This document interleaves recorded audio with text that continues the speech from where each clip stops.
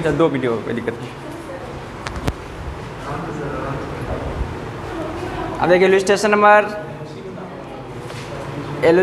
37 है, weighted average cost of capital.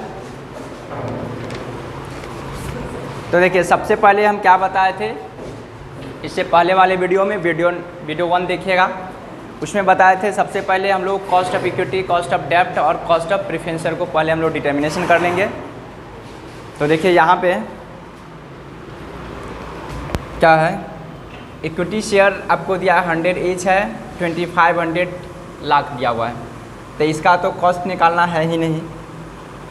दूसरा देखिए आपको दिया हुआ है 12% डिवेंचर, तो डिवेंचर का कॉस्ट कब निकलेगा, जब टैक्स होगा। तो देखिए टैक्स है कि नहीं, आपको क्वेश्चन में टैक्स दिया हुआ है। हाँ, ऊपर देखिए you are inform that rate of corporate tax 35%। तो सबसे पहले हम लोग केडी निकाल लेंगे, कॉस्ट ऑफ डेब्ट। तो यहाँ पे हो जाएगा interest into 1 minus tax by NP, net proceeds into 100। तो यहाँ पे क्वेश्चन में दिया हुआ है 12% है, इंटू 1 माइनस 0.35 टैक्स का रेट है, एनपी 100 होगा और इंटू यहाँ भी 100 है।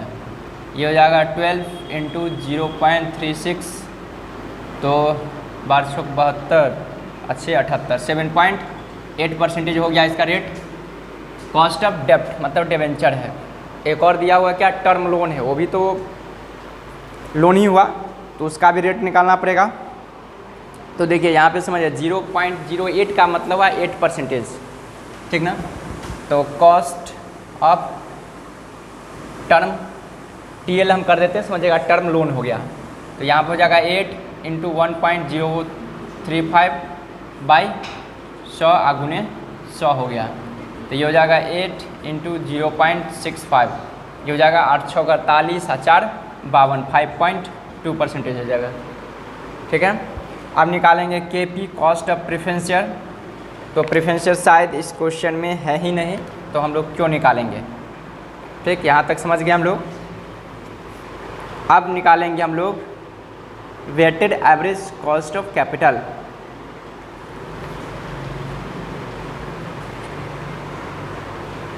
फोटो ले लीजिए, नोट कर लिए तो अच्छी बात है, नहीं तो फोटो ले लीजिए। यहाँ पर देखिए तो आएगा, यहाँ लिखेंगे तो आ जाएगा।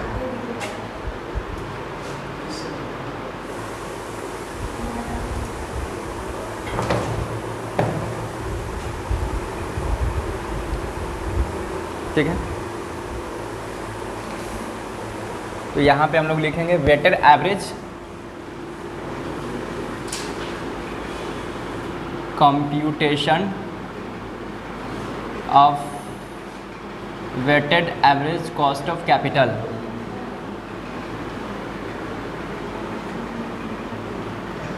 कौन कौन सा कैपिटल था, कैपिटल है आपको ये, यहाँ पे सबसे पहले लिखूँगा सोर्स ऑफ कैपिटल या फंड बोलिए, यहाँ पर value of source, value of source लिखिए या वैल्यू ऑफ कैपिटल लिखिए, बात एक ही पड़ेगा, मतलब कितना कितना था वो।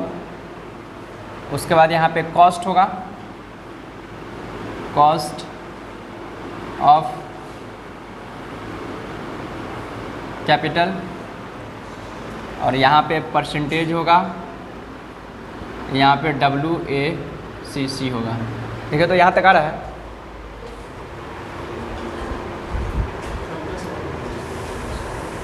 वो तो कैमरा की वजह से हो रहा है, वो आएगा।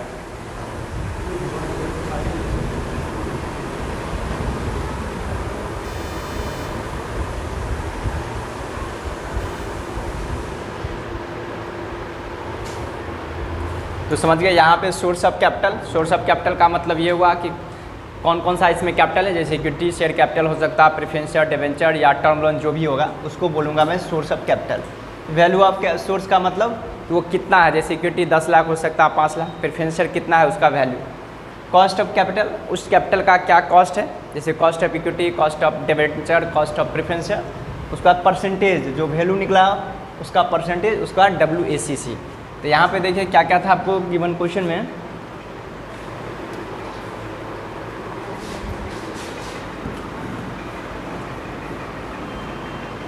यहाँ पे आपको था, ये क्या था, प्रेफरेंस था ना, क्या क्या था देख लीजिए। सबसे पहले इक्विटी शेयर था, डिवेंचर और term loan. Equity share capital है, इक्विटी शेयर कैपिटल। उसके बाद है 12% डिवेंचर आपको गिवन है, 12% डिवेंचर। उसके बाद आपको है तीसरा टर्म लोन है, 0.08 है।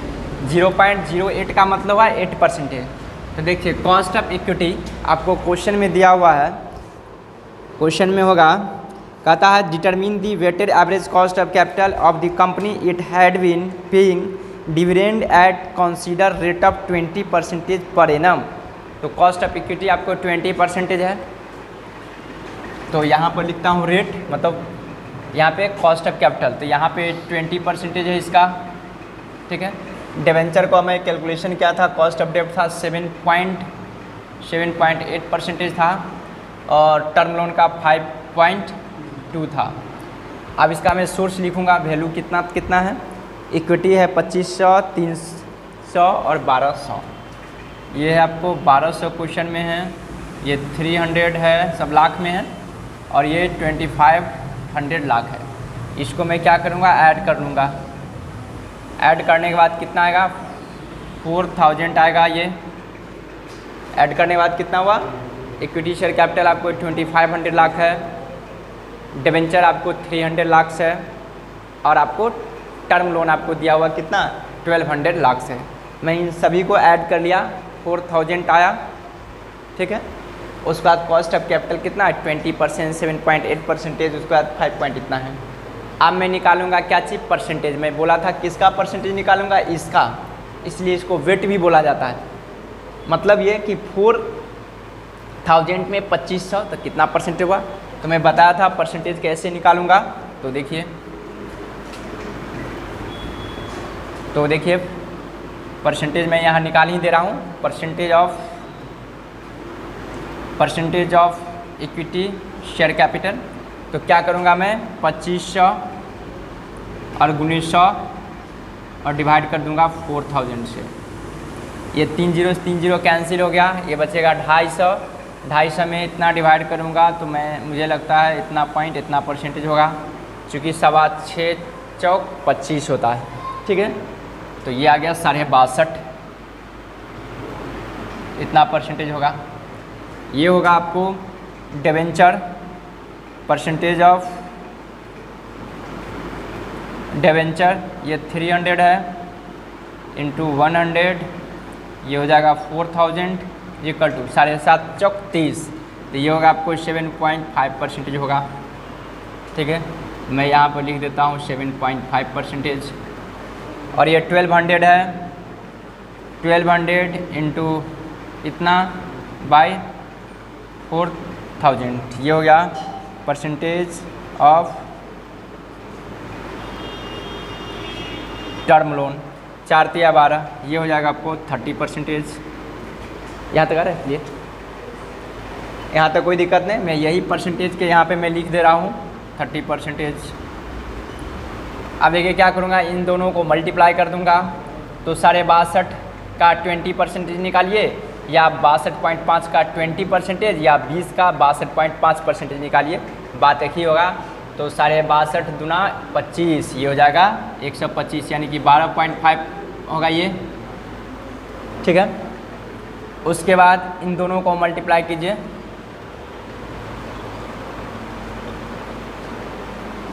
ये तो हो जाएगा 5 या 15, 3 दूना 6, 1.56 है क्या,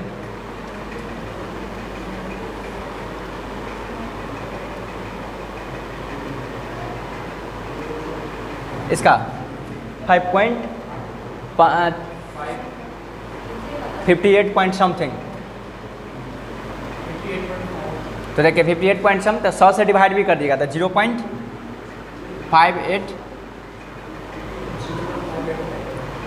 ये हो गया, ठीक है। हमेशा याद रखें दोनों को मल्टीप्लाई करके 100 से डिवाइड कीजिएगा, चूँकि परसेंटेज निकला है। ये हो गया 1.57, इस सबको ऐड कर दीजिए, अब कितना होगा।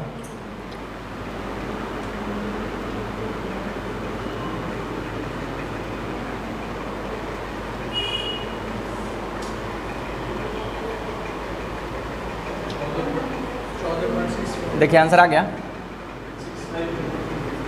64, तो 3 डिजिट वहाँ लिया, हाँ 5, हाँ चलेगा। तो आई होप कि आप लोग समझ गए होंगे यहाँ तक, कोई ज़्यादा कोई टफ नहीं है।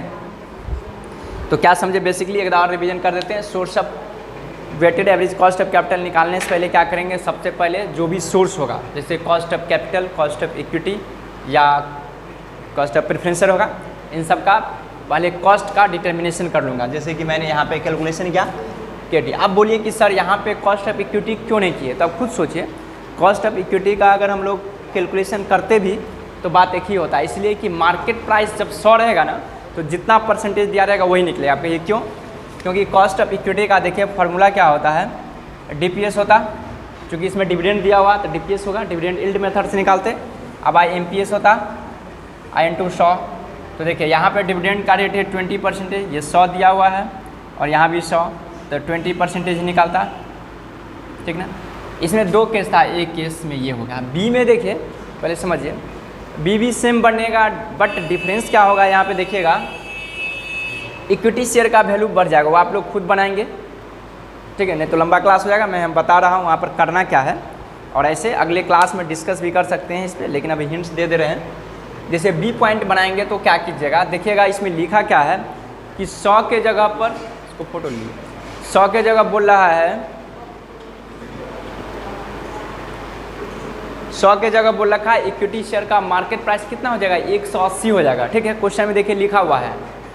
तो देखिए क्या करेंगे, सिर्फ इक्विटी शेयर के बारे में बोला है, तो डिवेंचर और लॉन्ग टर्म जो टर्म लोन है सेम रहेगा, ठीक है।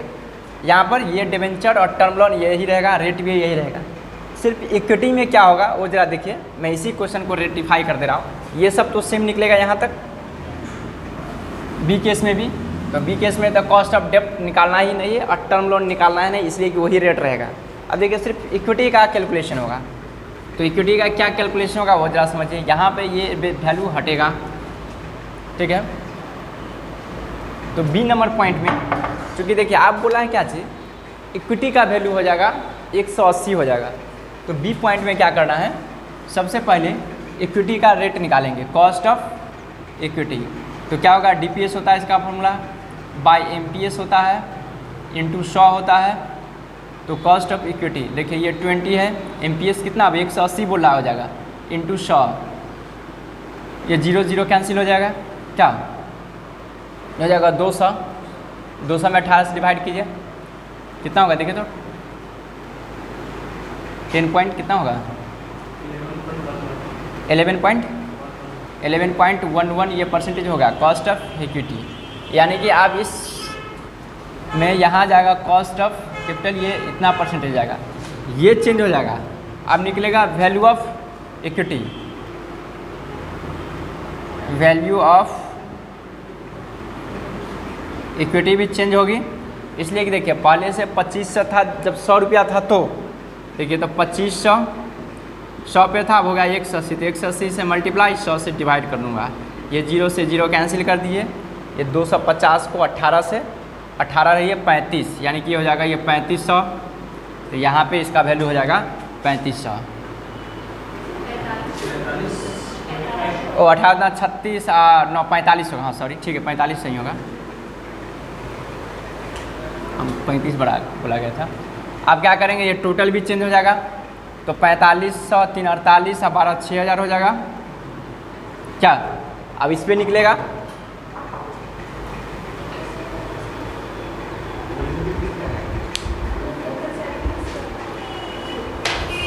तो ठीक है, आप इस तरह से आप लोग बना लेंगे। आपकी क्लास 9 पे एंड हो रहा है।